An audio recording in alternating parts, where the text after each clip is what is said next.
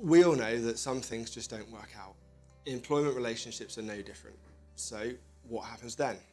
Sometimes there needs to be an agreed exit.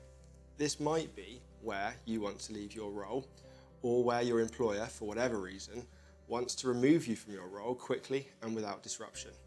Either party can start these discussions and propose that there needs to be an agreed exit. Any discussions about an agreed exit are likely to be without prejudice. This means that they are private and shouldn't be raised in any future court or tribunal proceedings. This allows the parties to talk freely and agree a way forward. As these exit discussions are usually private, if you have a concern about how you've been treated or fear you're not going to be able to agree a package, then you should put in a formal grievance in line with your organisation's grievance policy. Take time to think about what you want. You should have at least 10 days to consider the offer. Don't be rushed into this.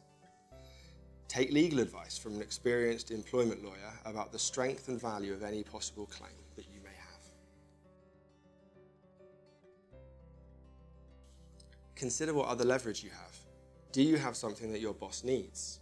Personal ownership of intellectual property? A project that needs to be completed, or a strong relationship with a client? Offering to cooperate on these can help with the negotiation and help you get a better outcome. Find your employment contract. This will tell you what notice you're entitled to. As a basic rule, it's 1 week for each complete year of service. Think about what holiday you're entitled to. Are they going to owe you any holiday, or are you going to owe them holiday? Are there any other benefits or monies owed to you? Consider the tax implications of your exit payment. Take advice if necessary. Think about any post-termination restrictions you might have. Many employment contracts will place restrictions on what you can do after you leave your employment. You may need to ask to be released from these as part of the deal. Finally, plan any agreed announcement and reference into the deal, and don't tell anyone, except maybe close family, about this while you're negotiating.